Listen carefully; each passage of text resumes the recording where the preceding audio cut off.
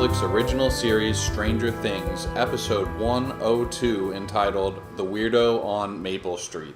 I'm Adam Foxman, this is Mathis Coos, and you can follow us on Facebook, Twitter, YouTube, and Reddit. We'd love to field any questions, comments, and concerns, and also please rate us on iTunes. This is the number one way that you can support our show, and we would really appreciate it. What's going on, Mathis? How's it going, man? I'm super excited to get into this episode because I think you'll agree it was a great one. Oh, so good. I mean, this is definitely a show I'm going to want to stick with until the end.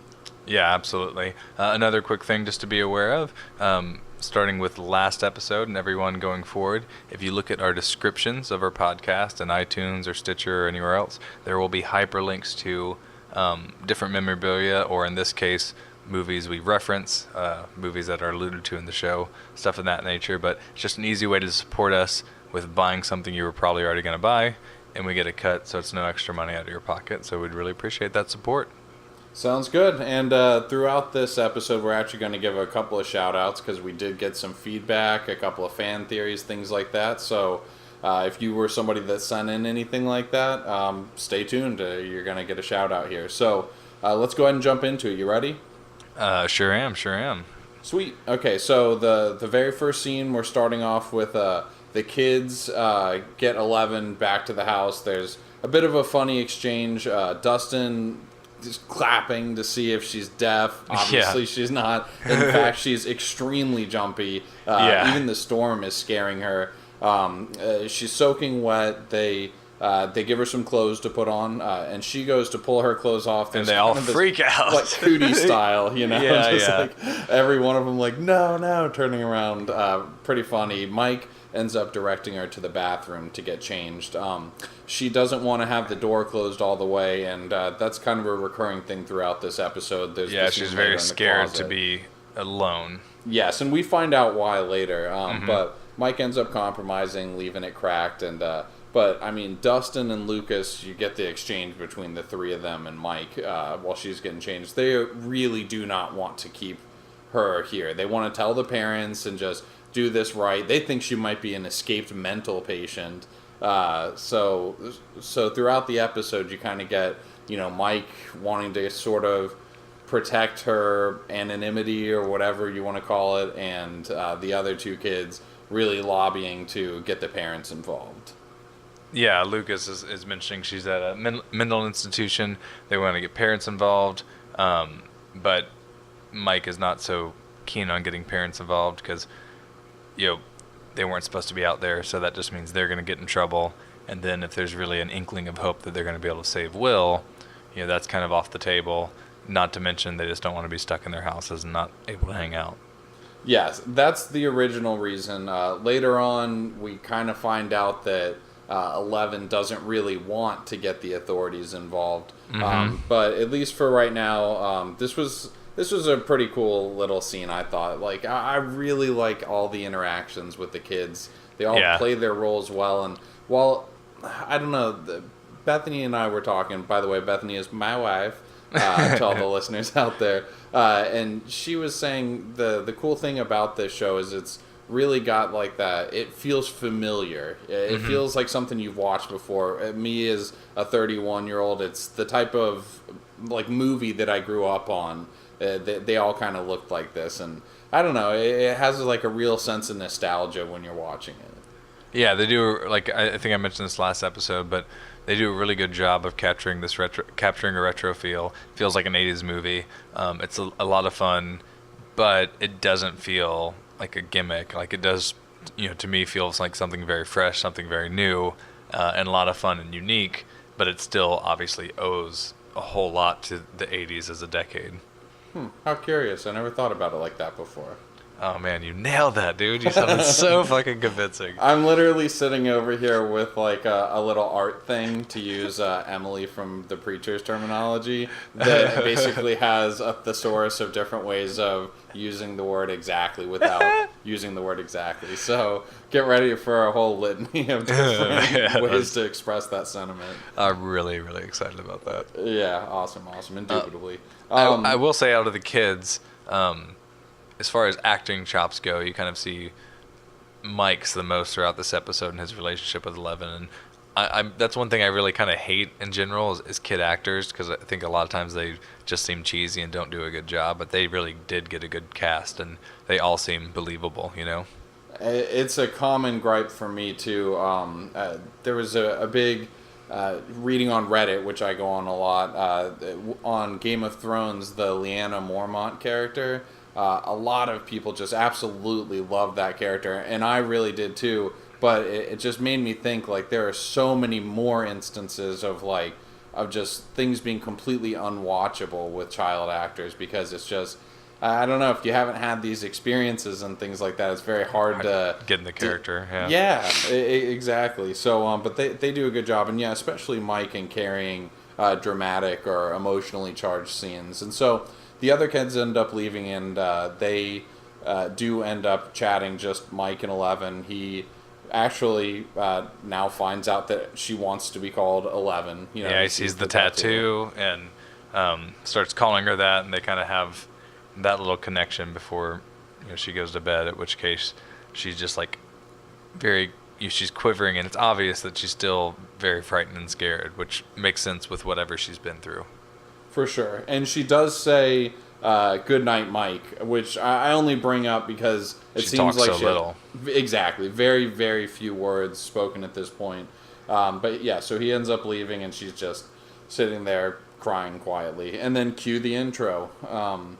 And so then the next scene is it opens on Joyce's house, which you had a funny exchange on Twitter, I believe, right? About Joyce's house? Yeah, we had a new fan, US TV Addict, at US_TV_addict on Twitter, mentioned that Joyce's house and the outhouses are all pretty big for poor rural Indiana. So I think that might just be a Hollywood thing. They need big enough sets to kind of shoot all the drama and action, especially being that that's kind of the first set piece of whatever this creature is. But I would agree they're pretty large company. Certainly they are. I mean, of course, you could easily write in any single line of dialogue to explain it, like it was deeded to her, when her parents passed or something like that. But it is true. I mean, there's a lot of emphasis put on how dirt poor they are, and it's a fairly nice property. I mean, in terms of having large domiciles on it and structures. So. The other thing that comes to mind is did Lonnie just have that much money compared to her, and now that he's gone, that's really what has just torn things apart. I mean, we know it has emotionally for the family. We don't know about financially or anything like that. But so in the scene, first off, there's a guy checking the phone line on kind of like an extension lift truck thing outside. But then Joyce and Jonathan are having breakfast. She is still frantic, I believe. Smoking a cigarette. Yeah. And she's just going over the logistics and the cost of missing persons posters. That's just stressing her out. Yes, the flyers. Exactly. And he's telling her, you can't get like this. You gotta calm down. Yeah. Always the voice of reason, that Jonathan. Yeah, and it or lasts John, as I like to call him. Oh, man. Which, by the way, that was because Mathis's and I's internet connection wasn't working out well. I thought you were just trying to mock me as I was trying to correct you on the name last episode. But anyway, so Sheriff ends up arising. She's like, it's been 6 hours. And he's, there's got to be a little trust here. We've been out searching this whole time. Yeah. Checked all the way to, I think they said Carterville or something like that, but they didn't find anything. Yeah. And then so he already knew about the phone call. So obviously dispatch had kind of clued him in or something like that. And so they kind of talk about it a little bit. He says that the storm must have barbecued it. I mean, it's charred, so, we saw the lightning flash, but it's a charred phone, so he just thinks it's lightning. And then he also tries to explain, her hearing Will's voice being just someone that's a cruel prankster. It's public knowledge that he's, missing. And then, in her frantic state, she's essentially imagining the rest and the static and just the, eeriness of it all. Yeah, and then, but she says, she knows her own son's breathing. Wouldn't he know his own daughter is? Yeah, and he just turns sour. Very, very upset, you can tell. So he ends up going outside, pops a pill of some sort. We're not really clued in to to what that is or if that's even important, but it's probably an aspirin. Yeah. Yeah. Honestly, he's tying one on pretty thick every single night, so it's definitely possible. But Jonathan ends up coming outside, and Sheriff essentially tells him, like, stay here with your mom. Don't go around checking on things. Like, let's not have you be the next target here. Like, just... Well, yeah, because he asks, have you heard from Lonnie yet? And so he hasn't. Like, he decides he's going to go, and Jonathan wants to come along, but he's like, no, your mom needs you. Just, stay put. Yes, exactly. So one other thing that I did want to mention is there is a scene during this episode where the agents, the government agents, are listening to this call that Joyce made to the police about the phone call that she received from Will. And so this is actually a correction from last episode for me. With I thought she worked as a switchboard operator. That was not actually Joyce. In a rewatch, I saw it's not her. It's definitely like an NSA agent or something. Yeah. You know what I mean? Like somebody like that monitoring phone calls, and is likely the one that was them showing that the intercepted call about 11 being at the diner when Benny called child services. Yeah, and you mentioned it last episode, and I just felt like it was hearing a call with Joyce, and none of it really made sense, but in context when it shows this episode, it's obviously just this, whatever secretive clandestine group listening in and trying to get to the bottom and silence whatever's going on with this creature and then 11. So yeah, I just wanted to point that out because I was unclear about it when I said it in the last episode, but it was, that theory was definitely flipped on its head pretty quickly during this one. So I just want to point that out real quick. But the next scene here is Mike's family. They're having breakfast together. He's eating like an absolute madman. Nancy starts mocking him, and he says, so what was your test on? Human anatomy? Yeah, he gives her a hard time because of, what's going on with good old Rape Face. But on top of that, there's a really funny scene. This happens twice in the episode, and it's only like 3 minutes later that I get it.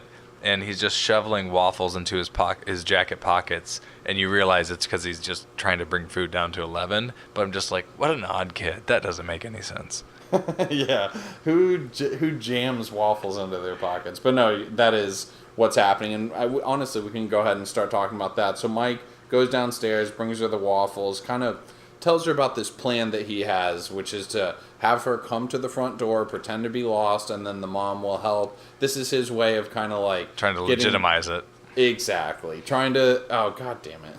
That was the first one, though. It was smooth. No worries. And you know what? I feel like a couple of exactly's is normal. But yeah. Anyway. So she is like completely against this. And then he realizes she's in trouble, and he asks her, and she just says, bad. And he says, bad people that want to hurt you. And she does this really ominous hand motion of a gun to her forehead, and then slowly to his. And then, does she actually, I think she says, like, understand, or something along those lines. Yeah, she goes, understand at the end of it, and then goes, bang, bang. Did that really happen? No, she didn't say that. She's shot me down, bang, bang. Yeah, she's very selective with what she says. So, but now he gets the picture that they do not need to know. But there's something very sinister going on here. There are the bigger forces at work than he even realized before. But the mom calls down. Is short-lived. Yes, it's time for him to get going. So then after that, we kind of get switched to the search party is moving through the woods during the daytime. Not a whole lot to this scene. I only bring it up because one of the he gets really testy with his little buddies. The sheriff does, the deputies, and after he walks away, the younger deputy says to the older one, "So the chief and her screwed before, huh?" And then the other deputy just shakes his head. So it kind of makes it seem like there might be some past relationship here between the sheriff and Joyce, Winona Ryder's character. Oh, you're always picking up on these subtle things with the sheriff during search parties. I guess I just tune out the search party dialogue because I know it's a search party. And you know what? There's another scene later where Lonnie says something specifically about the sheriff, which, if you're looking at it through the lens of like something did happen between her and the sheriff in the past, it's a little bit more illuminating. But we'll get to that when we get there. But Gotcha. I'm fairly certain now we know that there is some sort of past history. We don't know if it's full-on romantic or just, some short-lived sexual tryst or something. But Sure. something happened between them. But then the next one, and I know that this is probably your favorite scene because it's heavy rape face. But it's Nancy and her little nerd buddy studying and walking through the hall. Yeah, exactly. Oh, goddamn. So Steve grabs the cards from her hand and tells her about this little shindig he's having at his empty house because his parents are out of town. And she's all like, "It's a Tuesday." Yeah, she's not into it. And then, like, some douchey kid comes and gives Barb a wet willy, and then obviously it is, Steve Harrington's friend, and they're just in total full douche mode. Oh my god, so douchey during this Yeah, scene. they're being so lame. And then you kind of get a shot where you see from the back of them, Jonathan is putting up missing persons photos of Will, and immediately Steve and his friend are just like making a joke. I bet he's the one that killed him and stupid shit like that. And then Nancy decides to, instead of just watching him and them making fun, to go over there and kind of show support. Offer a little comfort. Yeah. You've never watched Parks and Recreation, right? I think we've talked about this. I've seen it in its entirety. Oh, you have? Okay. Yeah. You know who Steve Doucheface, Rapeface Harrington reminds me of? Oh God, yeah, it's Tom's friend. Who's Jean the son Ralphio. of the son of Steve Winkler or whatever Not Winkler, only Henry does Winkler. he act douchey like him, but he looks like him. so much He has the like same him. he has an identical nose. He may have stolen his nose. Maybe it's his son. He's old enough, right? No, I really don't think so. But I would not be shocked if you told me that the actors portraying those characters were actually related in real life. Yeah. I wouldn't be surprised at all. They look so much alike. And the more you, once that thought pops into your head, Oh, you God. look at him and seriously all you see is Jean Ralphio. Ah, so funny. All right, that's great. But so anyway, you pretty much got it right there. Jonathan's a little awkward around her the whole time. Yeah, I mean, honestly, he just seems like an awkward guy. So it could be that he's had some crush on her, in the past or something like that. But it doesn't even necessarily matter because he'd probably act like this around anybody, is what it seems like. Yeah, he also might just be torn up because his brother's missing. It is, yes. So, in fact, he's driving and listening to some punk music. It's actually specifically Clash, Should I Stay or Should I Go, which we hear several times. It cues a flashback to Jonathan letting Will listen in the room, and it's a really cool, older brother, younger brother little moment. Will's digging on the music, and they're kind of connecting over it. In the background, you hear loud arguing in the background between Joyce and what I'm almost 100% sure is it's Lonnie. Lonnie. This is the marriage falling apart. And Yes. you see Jonathan driving. He looks upset, very intense. You're actually at that point, at least I am wondering if he's ignoring the sheriff's guidance and actually going after Lonnie, but you don't know. And then it cuts to this kind of heartwarming moment just because it's them at least connecting. And it's a moment that obviously mattered to them, but it's also sullied by the parents. But, kind of that's the power of music. He just cranks it up and tunes that out, He does. He says a couple of things here that are funny. First off, Jonathan is talking a lot of shit about Lonnie. Basically saying, you're not old enough to see what a scumbag Lonnie is. Just because he wants you to like something doesn't mean you have to pretend to. Which Bethany pointed out is really ironic because he's sitting there trying to talk him into liking the type of music that he likes. So he's literally perpetrating the exact same sort of actions that he's saying that you shouldn't listen to Lonnie and only like things that Lonnie tells you to. Now listen to this cool band that I'm into and tell me that you like them. Well, but doesn't he also say, you really like him? You sure? Yeah, I guess that's true. He definitely. I'm not saying that he does it in a heavy-handed way like Lonnie would. Yeah. But it is kind of funny that he's trying to put this sort of influence on him. But either way, it's a touching moment. And any little scenes that you get like this where you kind of get more of the background story and, I don't know, strengthening of these connections of these characters just makes the the pain that they're experiencing with him being gone more poignant. So have you ever watched Twin Peaks? No, I haven't. I hear nothing but great things.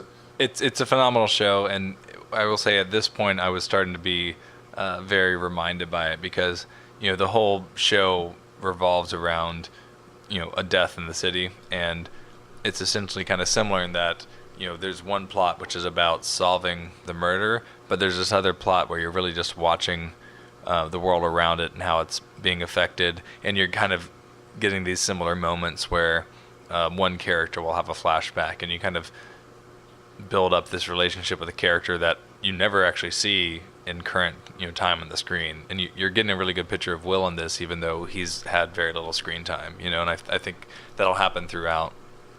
Yeah, it's important because he's so central to the plot that's going on, but with him being gone in present tense, it wouldn't really make you feel much for the people that are missing Will without actually getting to see, that their love connection that they have for each other. So, but we do actually find out that he is going, Jonathan, that is going to Lonnie's house.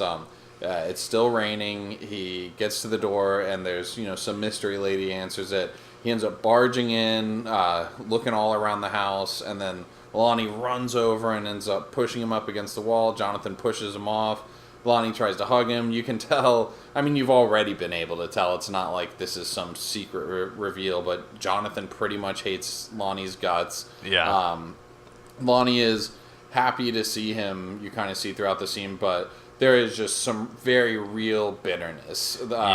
Absolutely. He is really trying to poison the well on how these kids feel about their mother. He's saying, he's calling her, real nice parenting. And, he says the other one run off. She doesn't even know where you are. Yeah, he says nice parenting, like one gets abducted, the other one run off. So that's, real tight ships he's running over there. So he's being, he's not hiding his feelings. He even says, I think, something along the lines of, maybe I'm not the asshole, or That's maybe exactly what he says. Yes. Okay, yeah, he's like, maybe I'm not the asshole. So if we're talking about the potential something that happened between Joyce and the sheriff, maybe this is also his way of addressing that. That's the exact scene right? where he asks. He says, so the sheriff's still there, huh? Like something along those lines. I'm paraphrasing, Gotcha. But he does specifically mention him. So. Now you've got two things in this episode sort of corroborating one another in that Joyce and the sheriff do have some torrid past together. And the thing that this does, too, from just a strict plot standpoint, not so much a character development standpoint, is even though we know it's not Lonnie that did it, he runs through the house before Lonnie ever gets to him and checks the rooms, and you feel like he's put at ease that Will isn't with Lonnie and nothing like that happened. So the mystery isn't solved by any means. Yeah, well, it's not like he's actually looking for Lonnie when he's going through the house. He's looking for Will before Lonnie has a chance to stop. That's what I meant. Yeah, looking interfere. for Will, trying to see if Will's being held somewhere or just went up here voluntarily. Yes. Okay. Yeah. So during the course of this, we get Joyce at the general store. And she picks out a phone and she asks for an advance of 2 weeks on her salary so that she can buy the phone and pay some bills. So she works there. We find out, that she works quite a bit. She's worked there for 10 years, never calls in sick or missed a shift, works, Christmas Eve, Thanksgiving, starts turning on the waterworks a little bit about how she might never see her son again. And, you can tell he's just like, okay, defense is down. He starts writing the check, and then she just says, and a pack of Camels. Yeah. She's like, all right, well, I'm going to kick him while he's down because I'm frantic and I need a smoke. Yeah, she clearly had manipulated him to the point where, to be fair, if everything that she's saying is true, it's not like she's asking for a whole lot there. If she's really been an employee of that place for 10 years and never missed, she probably deserves that. But... he ends up doing that, and while she's there are agents, government agents at Joyce's house, fully hazmated up, and they're using these little machines to check for spiking levels of something And what they end up finding, and there is this main agent that we're seeing throughout. He finds this pulsing membrane stuff oozing out of the cracks in the walls of the shed. Yeah, so there's that, we talked about last episode how the sheriff is going towards something that he kind of hears, and there's a subtle sound and, squelching, but then he gets interrupted by his friend. Now you're basically led to believe, okay, this was excess matter from whatever creature this was, and that's what they finally tracked down. Would you use the word squelching if you hadn't seen it on the subtitles? Probably not. I'd probably say squish or I was just curious because I've never used the word squelching out loud before, and I feel like you're really squelching it up around here throughout the last 2 episodes. Well, I mean, it is the official description of the sound this thing makes. I guess that's true. Sometimes I and feel this like is the unofficial podcast of Stranger Things, so I gotta class it up a little bit, right? That is true. I feel like squelching is what my microphone is doing half the time when we're talking because of the shitty internet connection. It sounds good in the finished product. That's all that matters, right? Hey, thanks, man. So throughout the whole thing, throughout all these different scenes, we kind of end up finding out that Mike, who had gone upstairs earlier, did not end up actually going to school. He turns right back around and he's playing hooky. And there were a lot of cool scenes here that I really liked. He comes back home and is just kind of showing Eleven around the house since everybody's gone to work or whatever. She's really interested in the picture of his family. He asks her about her parents. She definitely does not answer. No. They have that funny moment in the recliner where she's clearly never sat in something like that before and finds it just a really novel thing and super interesting. It's like a thrill because it's a pretty violent recliner if you ask me. I mean, those 80s lazy boys look kind of dangerous, but she just gets thrown back and her eyes light up. She's having a good time. Yeah, and a little later on, we see her he's showing her all his little toys like Yoda and dinosaurs and things, and she's looking at all his trophies, and while looking at those science fair trophies, she ends up seeing the picture of the 4 buddies. And she recognizes Will. Mm-hmm. She points to Will. She's very, very disturbed by it. Yeah, there's this swelling synthesizer music playing. Yeah, so you know that there's some kind of connection. It doesn't seem to be a happy one because of obviously everything that's going on. I will say before that, one thing that it seems like that AV club, that's that teacher they like that had the ham radio. So they obviously go out to the science fair or whatever with him. And there's a funny line where he's like, yeah, we won first place every year except for this year we came in third, but Teach said it was because of politics. Yeah. Yeah.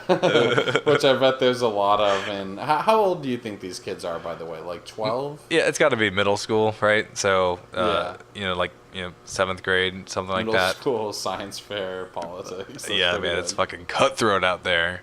Yeah. You don't know what it's like. But this whole little moment is interrupted because he hears the car pull up outside Mom's home, and he tries to run real quick down the stairs to get 11 out, but the mom walks through the door, hears him running up the stairs, yells "What are you doing home?" And so he frantically tries to hide 11 in the closet. And this is the scene that we had spoken about earlier.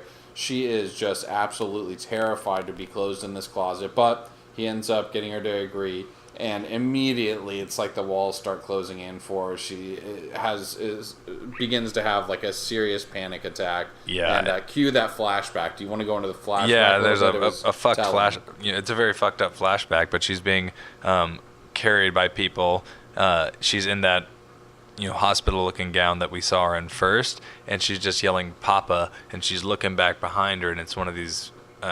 To me, it looked like one of the agents we've been seeing walk around. Oh, it's the lead. Right, it's the lead agent, right? It is, yeah. And she's brought into, essentially, a padded cell. So yeah, by 2 lackeys. Mm-hmm. And thrown in there, door closed. So you can tell why she doesn't want to be alone, period. Just because Did you hear what she was screaming the whole time? Papa, right? Exactly. Yeah, so it's her father, and she's screaming the whole time. She obviously doesn't want to be left alone, but then to also put her in a completely dark space like a closet, and so we don't know what's going on other than it seems like her dad is the one that's put her through all this and now is after her. So, she's rightfully fucked up.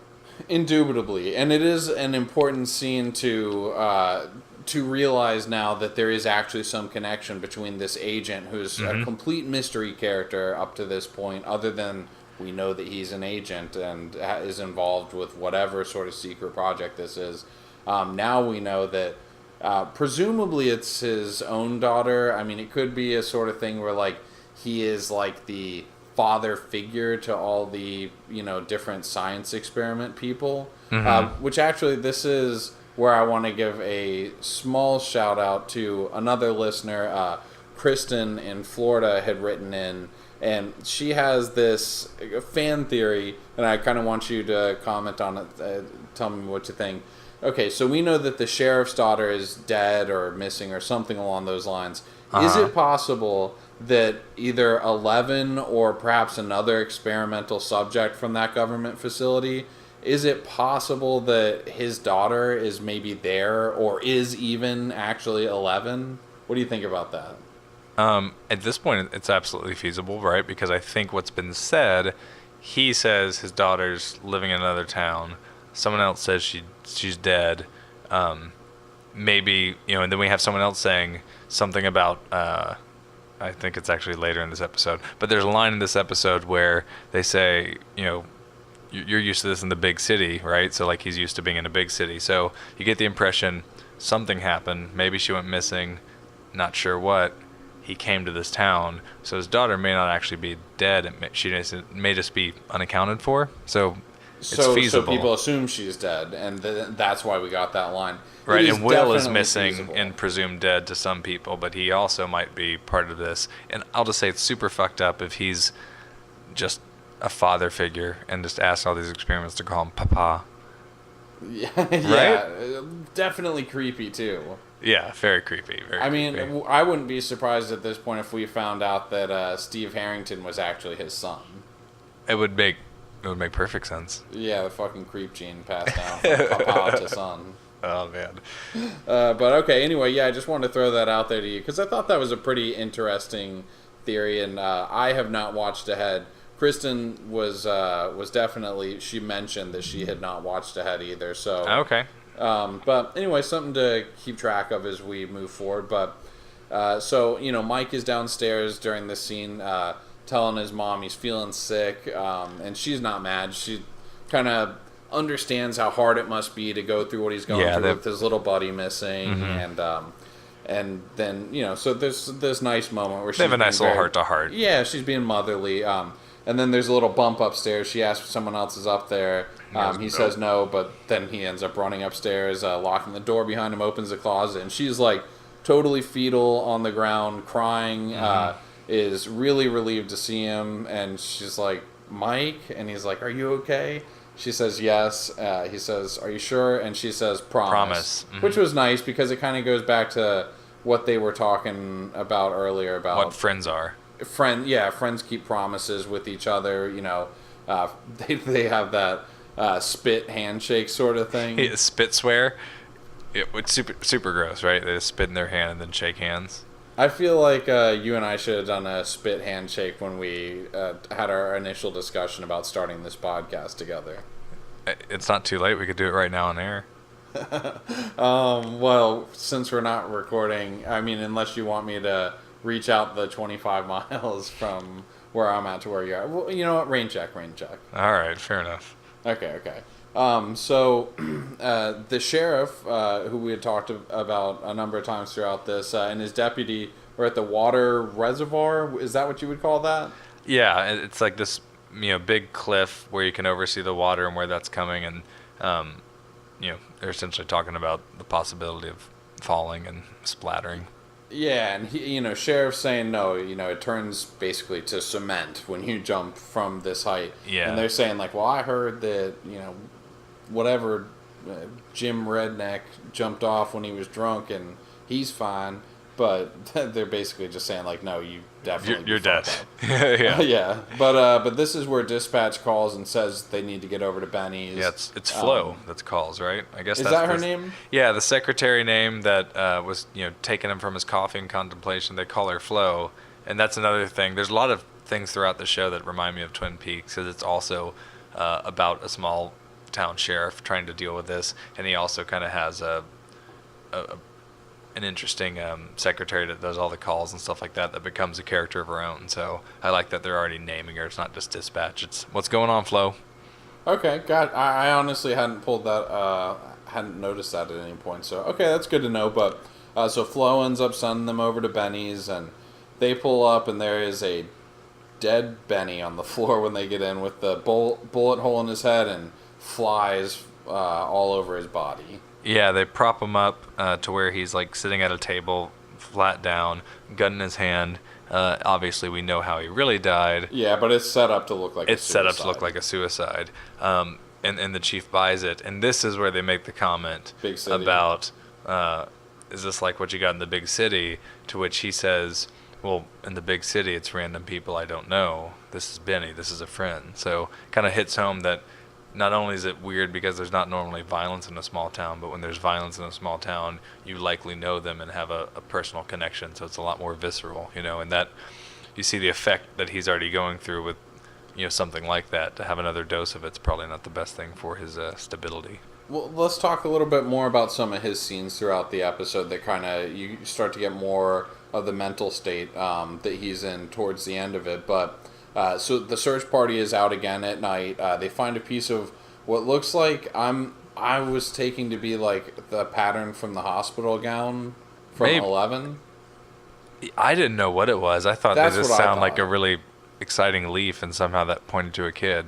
I watched it like 3 times. I couldn't tell what they're actually holding up. To me, I was fairly certain in looking at it that it was a small ripped piece of fabric from what looked to me like it would have been the same pattern from 11's hospital gown. Okay. Now, I couldn't tell you that this was at 100% for sure, but I went back and watched it a couple of times and felt at least comfortable enough to say that that's what I think it was. All right. But anyway, they walk a little bit further, and because it's next to this large pipe, big enough, I might mention, for somebody to, like a child to crawl through, somebody 11 size. And they walk a little bit further, and it's the fence surrounding the Harking National Laboratory with the Department of Energy, that government facility that we've seen a handful of times. Oh, so it makes sense if it's her clothing, because it's just her actually escaping from there, as opposed to the other way around. So now you're going to get to see the sheriff and his men start to mingle with the true culprits of what's going on, and yeah, it's true. They've now been actually the Crumb Trail has actually led them to ground zero of all these events. But the next scene with the sheriff is it's him getting out of bed, kind of in the middle of the night. You're guessing there's a half-naked girl, lady, lying down on the bed. He's having a cigarette out back, and she comes out and talks to him, and he says something along the lines of, "You ever feel cursed? Last person missing here was in the summer of 23. Last suicide was fall of 61. Yeah, and she's trying to kind of lighten the mood, says, when did the last person freeze to death, trying to get his dumb ass back inside. But you can tell that he's having like really, really difficult time coming to grips with the situation that has presented itself. Like, he obviously, the reason why he left the big city was to come back home to some sense of normalcy, and now he's here, and there's missing children, there's purported suicides, so you get a glimpse into how he's feeling about the whole thing. Yeah, he continues to have that cigarette outside alone, since her back in, but it doesn't, there's not a whole lot said in the scene, but it's just kind of to drive home the point that he's having a really hard time with this. And they do enough throughout the episode, even though none of it just like hits you in the face, it's all subtle, to let you know what his story is without really explaining it, to let you know he's a trouble character. And although he may not be mentally in the best shape and equipped to handle this, he's also going to be incredibly determined just due to what he's gone through. And he seems, honestly, he seems like a good guy. Like, he seems very well in his intentions throughout everything that we see. Yeah, there's nothing to show bad character, just more that he's wounded. Yes, so then the next scene with him is they're sitting down in the sheriff's office speaking with the old grizzled dude that was eating at Benny's Diner, and just asking some basic questions about anything odd that happened when he was there. And so he ends up telling him about this kid that was there eating French fries or something, stealing food. Yeah. And which we know, obviously, it's 11. From our vantage was 11. But the sheriff just wants it to be Will. Yeah, the guy even says it doesn't look much like Lonnie's kid. He's like, it is the right height. And then he kind of gets talked into it possibly being Lonnie's kid. Which, but even that, it's not the most ringing endorsement. It's could be. Yeah, not at all. And he's really having to be talked into that. But so we start to see like there's a serious possibility that 11, if discovered, could end up getting passed off as being Will, or people trying to make that Will. I don't know, like the movie Changeling from did you ever watch that with Angelina Jolie? I did not watch that. I watched one called Changeling from the 70s. That's a horror movie. No, this one it's actually a true story about a woman whose child goes missing, and turns out it was this guy who had kidnapped a bunch of children, but the LAPD ends up finding some runaway kid and passing it off sort of as her child, and she keeps saying, "This isn't my kid," like I know, and they paint her as crazy. She gets institutionalized. In the end, everything is, well, shit, I guess I'm not going to spoil it for anybody who hasn't seen this 10-year-old movie. But anyway, you kind of wonder if there's maybe a setup like that where, 11 gets found and they try to say that it's Will. I don't know. I don't know either. We'll worry about that when 11's dead. Jesus Christ, dude. They 0 to 100 real quick. They can't pass her off if she's alive, right? Oh, Lord. All right, so Mike and his little buddies, Lucas and Dustin, come over, and he tells them that 11 knew about Will when they were looking at the picture, and then kind of just gives them the background of everything that's happened, and they end up grilling her really loudly, even a little aggressively, and you can tell like she gets a little skittish during that scene. Mm-hmm. And eventually, Lucas, I believe it is, he's over it. He's going to tell parents, like, this is too much. This isn't what they signed up for. Game over. Yeah, and so he goes to open the door, but then the door slams itself. He goes and opens it again. It slams itself again, and then you see it lock, and it cuts away at that point for suspense, but you're just like, oh, shit. And then I think she says no, and she's bleeding from the nose.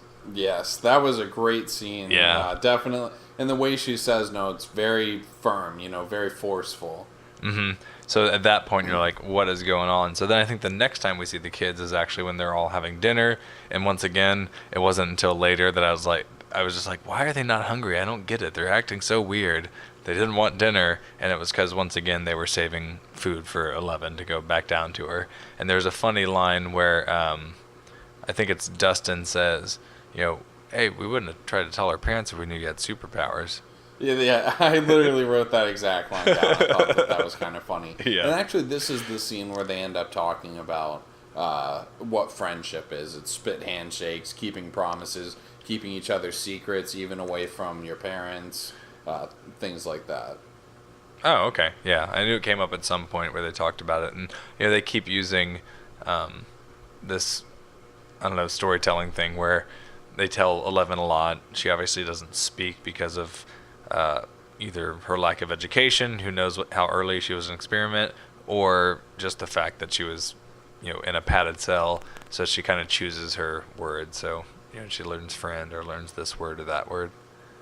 Yes, and she actually ends up sitting down and at the Dungeons and Dragons table. Okay, yeah. Yeah, so she picks up the wizard piece, and they're all gathered around, and she says, Will. And then Mike asks if she saw him and if she knows where he is. So she swipes all the pieces off the board, flips it over, takes the wizard piece again, sets it on the board. And it's just a sea of blackness, too, because the other one had, like, forest and stuff, and it's just, like, blackness that she puts them down I mean, that's definitely true. I didn't actually take that to be any extra meaning, but yeah, maybe it does. But then she says, he's hiding. Like, hiding from who? The bad one. Yeah, the bad one. And then she takes the Demogorg or whatever they call it from the first episode that actually killed Will and Mike in that last game and puts it there. And you actually get some pretty good acting out of the kids. Like Dustin's they look really nervous. Yeah, Dustin's like noticeably perturbed, but he does a really good job of it. He just kind of puts his fingers through his hair and takes his hat off, This next scene to me, with Joyce asleep in the armchair with the phone in her lap, this to me is by far the most exciting scene so far of the whole season. Like, it was so good. So she's asleep in the armchair. The phone rings. She answers it real quick, and it's that creepy sound again. And she starts crying, saying Will's name. Talk to me. I'm here. Tell me where you are. And she actually hears his voice, and then the power flickers. So the scary monster sounds start intensifying, and the phone gets shocked at again, and she's just screaming and crying, "Oh no, no, no, no," and throws the phone and is sobbing. So frantic. She's sobbing. Yes. She now has, like, you can see the other phone that's already broken and charred on the chair, and there's this one on the floor you feel so bad for, and the lights begin to flicker, and you start to notice a pattern. They're flickering towards Will's room, and she notices this. She starts following him. She starts following him. She's frantic. As she gets close, she jumps back because the Clash, Should I Stay or Should I Go, starts playing. And then she, says, Will. She opened the door. It's his radio playing it. And once again, there's, a single light bulb illuminated. She goes up to the lamp, and the lamp is just glowing intensely, and then the power cuts. Yes. This part was pretty intense. So, the lights are flickering. She gets over to the wall and to the lamp, and it's flickering. She says, "Will, is that you?" Gets really extremely bright, goes out, like you said. She looks over at the wall next to her, and it just starts pushing out, like hands trying to escape from the wall, and it's like bending and morphing out as though it's like the entrance into like another dimension or so. It was honestly, even talking about it now, like it's making the hairs on my neck go up. It's very creepy. And if you've ever seen like the Nightmare on Elm Street movies, there's one of them where they did something similar, and Freddy Krueger essentially pushes out from the wall, and then the movie Frighteners has a similar effect. But I was thinking Devil's Advocate is like the scene with the gigantic mural in the background with all the lost souls in Al Pacino's office when they're all swirling and moving. That's what it kind of reminded me. Yeah, so there's a lot of pieces in cinema that are reminiscent, but it's still just very creepy and unnatural looking. And so rightfully so she just takes off screaming, hightails it out of the house. Remember, this is the 80s, so people still kept their keys in their sun visor. So she goes to the car, grabs her keys out of the sun visor, gets in. Car won't start, but then she starts to look back at the house, and there's some things going through her head. Yes, well, she ends up hearing the music come back up again. Mm-hmm. So she sits there building up her, her fortitude to be able to go back and slowly walk towards the house. Clash is still playing, lights are flickering, and I think, am I wrong in saying that that's actually the last we see of her in this episode? Yeah, that's it. She goes in the house. You presume she goes towards Will's room again to see whatever that thing is. Maybe just, she's so frantic and heartbroken, she's hoping that is indeed Will. So, next episode, I guess we'll have to see where that goes. Alright, so then let's get into the things that lead up to our final scene, which is Nancy and Barb. They're driving to Steve's, end up parking several blocks away. Barb is saying, like, he just wants to get into your pants. You're not this stupid. And she's just, really poo-pooing on the idea. To be fair, she's right. Yeah, she's absolutely right. She is knows, being a big party pooper, but she's 100% right. Yeah, and Nancy is ultimately like, just come. You can make sure I don't get drunk and do anything stupid. And Barb asks if that's a new bra. Yeah, she takes her shirt off to change for the party, because there was a dinner scene earlier where essentially she convinced her mom that she was going to some kind of awareness thing for Will, right? And then she notices the new bra, and so they go to the party, and Steve Harrington just has some rockin' music playing, and raise a little hell. Yeah, so they just start departing. Like, meanwhile though. No, hold on. I just have to mention the way that he opens the door. And and he flicks his. It's so God, John Ralphio now. I can't do anything but think of it in context. Oh my God. Yeah. So I just had to mention just that way that scene to me was like douche cringe like a mother. So I just had to point the other thing he reminds me of now that I think about it is he reminds me a lot of Andy Samberg and Hot Rod. Like, he's just an intentional 80s cliche of a douchebag.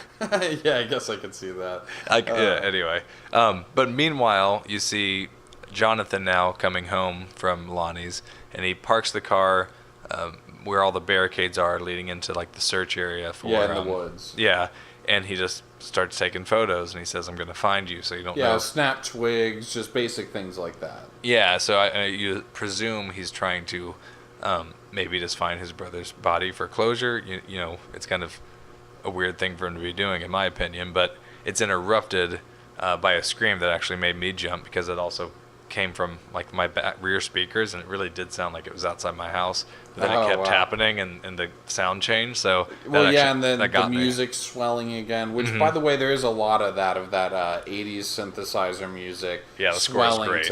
It's honestly it's very, very good. It adds a whole extra level of excitement, and just there's always some unknown thing that you're rushing towards because of the music. So he ends up coming to this, I guess, clearing, but it's a house, and it's the party going on, and it's Steve and his douchebag friends. They're listening to "Melt the World." Isn't that what it is? I'll stop the world and melt with you. I'll stop the world and melt with you. Yeah. All right, that is 100% going on my ringtone for you. I got to make your ringtone every episode now. It's gonna be weird though, because this episode I haven't somehow made you do an accent. Oh yeah, that's pretty, and we're too close to the end at this point for it to happen, so suck on that one. I will say that on the topic of synthesizers, I did have a note about when she was putting the pieces on the board and talking about, Will versus the bad one. There's some pretty badass synth going on, just to increase the tension. Yeah, is it the same that... Oh, okay, yeah, because they do that the thing from the intro, the yeah. No, this was a unique one that really stood out, and I was like, this is a badass scene. It's right when she flips the board over, and it's blackness, and she puts it in. That was a really well done scene. That's cool. Okay, but anyway, so Steve and his douchey pals, they're shotgunning brewskis. Nancy's having fun. She ends up doing one herself, and they're doing the chug, chug, chug, chug. Mm-hmm. And this is the screaming that Jonathan had heard. He gets here. He kind of hears them partying, and it's just, I think his name's Tommy, pretending to throw Kelly or Kaylee in the pool, and that's where the screaming is from. So now he's kind of watching the whole party unfold. For sure. So, anyway, Barb is, she's like an eye-rolling machine at this point. Like, what, what the fuck am I doing here? This is ridiculous. She initially refuses the beer that she's offered, but then ends up, deciding she can do it herself. She's going to shotgun this thing and slices herself pretty badly on the beer can, probably with the knife, actually. Yeah, she just jabs herself with a dull pocket knife. So it's got to be incredibly painful. It looked like the little knife that comes with nail clippers to file yourself. Yeah, it really did.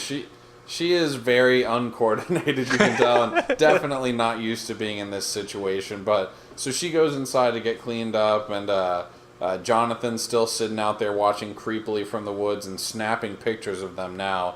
And then douche wingman pushes his girlfriend into the pool, and then everybody ends up jumping in, and the music cranks up a little louder.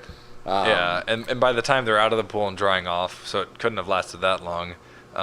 They're all going upstairs to dry off, and Barb is just now... Yeah, they're pairing off into their own separate rooms. Really. Yeah, Barb's just now done cleaning her wound, and there's a moment where she's like, this isn't you. Like, let's go. You can tell she's trying to be that guardian to keep her from doing something drunk and stupid, as she mentioned. But at the same time, Nancy seems all there. She doesn't seem impaired, and she's just saying, like, look, I'm fine. Just go home, okay?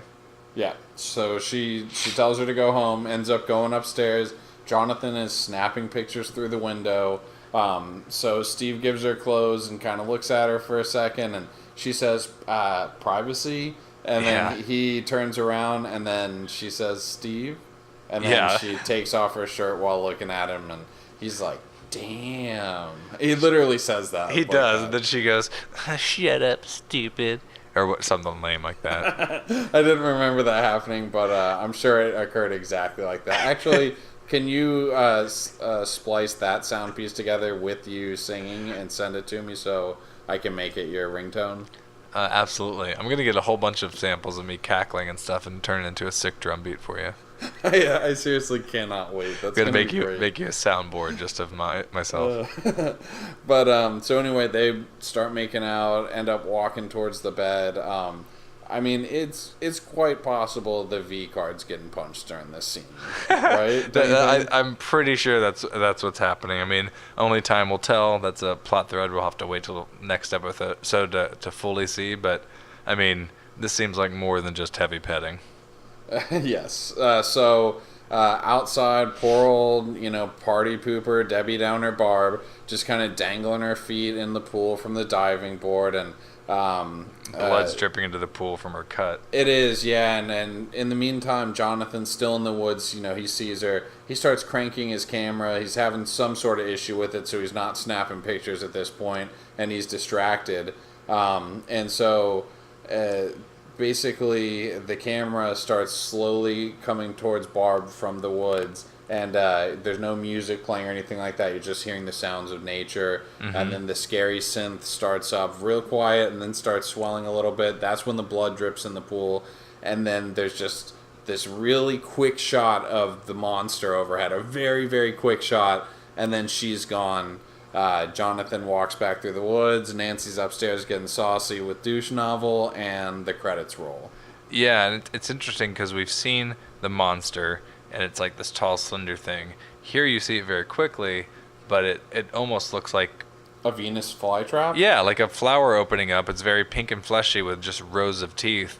So I don't know. You're at this point in my mind almost thinking about multiple monsters.